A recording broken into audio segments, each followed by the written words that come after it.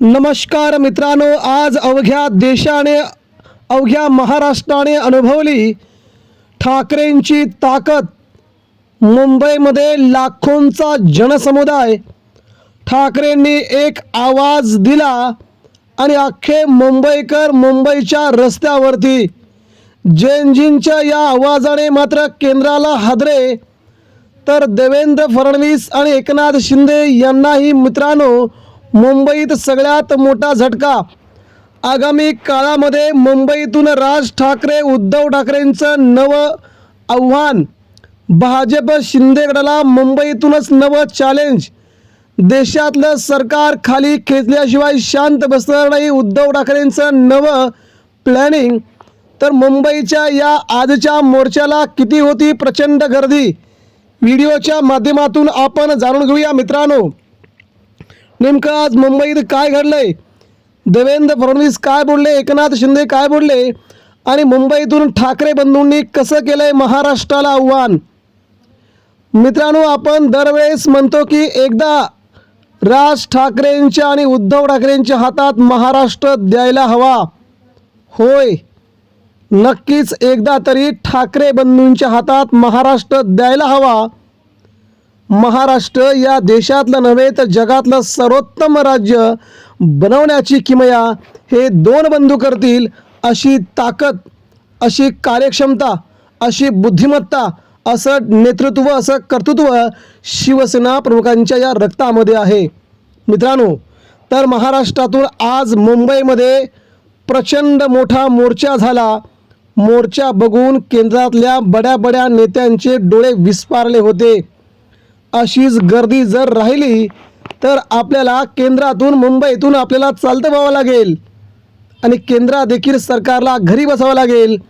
म्हणून काल आजच्या मोर्चाला घाबरून काल दिल्लीमध्ये धर्मेंद्र प्रधान यांचा राजीनामा आला। काल जर राजीनामा आला नसता तर ही गर्दी बघा, तुफान आहे मुंबईत आलेलं आहे। मुंबईत ठाकरेंसाठी, युवकांसाठी आलेलं हे तुफान आहे।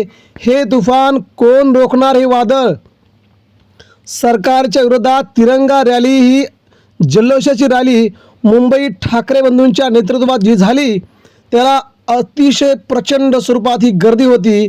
या गर्दीला तोड नव्हती मित्रांनो।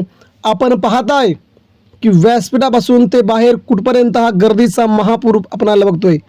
ठाकरे बंधूंनी थेट केंद्राला चॅलेंज दिलंय, आता भाजप विरोधात भारत असा संघर्ष पेटणार। ही तर पहिली विकेट आहे, आगामी काळामध्ये अजून अनेक अशा विकेट पडणार असल्याचं सुतवाच ठाकरे बंधूंनी दिलं। आणि मित्रांनो, मुंबईतून राज्याला, केंद्राला लढण्याची ताकद ठाकरे बंधूंनीच दिली असल्याचं या मोर्चातून पुन्हा एकदा समजलंय। देशात अनेक पक्ष आहेत, राज्यात अनेक पक्ष आहेत, अनेक नेते आहेत, मात्र या युवा शक्तीच्या पाठीमागे खंबीरपणे उभं राहण्याचं काम ठाकरेंच्या मुलांनी आणि ठाकरेंनी केलं। ही अगदी वाखाणण्याजोगी गोष्ट आहे। मुंबई पोलिसांचं राज ठाकरेंनी अभिनंदन केलं। मुंबई पोलीस दिल्लीपेक्षा कसे वेगळे आहेत ते सांगण्याचा प्रयत्न केला। म्हणून महाराष्ट्र माझा दिल्लीपेक्षा कसा वेगळा आहे असं देखील सांगितलं। आणि मराठी माणसाने दिल्ली हलवली आहे, आगामी काळात देखील महाराष्ट्र हा दिल्लीचं तख्त हलवल्याशिवाय शांत राहणार नाही असं देखील उद्धव ठाकरेंनी म्हटलंय। मित्रांनो, ही जैनजींची ताकद भाजपच्या मस्तकामध्ये आट्या उमटवणारी आहे, देशातल्या सत्तेला सुरुंग लावणारी आहे, भाजपला आत्मविश्वास मिळवणारी आहे, तर देशात पुन्हा एकदा सरकार पाडणारी आहे।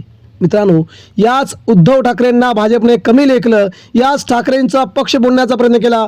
मात्र ठाकरेंच्या पाठीमागे असलेला हा जनसमुदाय पाहता केंद्र आणि राज्यात पुन्हा ठाकरेंच्या ताकदीला कोणी आव्हान देणार नाही, हीच मोठी ताकद मित्रांनो समजते। आपण आज पाहिली मुंबईची लाखोंची गर्दी, अविस्मरणीय असा क्षण मुंबईकरांनी अनुभवला। कारण ठाकरे म्हणजेच महाराष्ट्र आणि महाराष्ट्र म्हणजेच ठाकरे। पुन्हा एकदा हे ब्रँड मुंबईमध्ये सर्वसामान्य नागरिकांच्या पूर्णपणे स्वागतार्थ आणि पूर्णपणे रक्षणार्थ उतरलं। हीच महाराष्ट्राची ताकद होती मित्रांनो। आपण या गर्दीला काय म्हणाल? केंद्राला हा जबर धक्का आहे का? राज ठाकरे आणि उद्धव ठाकरेंनी जे केंद्राला ललकारले, आगामी काळात केंद्रात राज्यात सत्तांतर करेपर्यंत ठाकरे शांत बसणार नाहीत, या विधानाशी आपण सहमत आहात का? नक्कीच मित्रांनो, आपण देखील यावरती आपल्या प्रतिक्रिया व्यक्त करा. महाराष्ट्रात पुन्हा एकदा ठाकरे राज. प्रतिक्रिया द्या.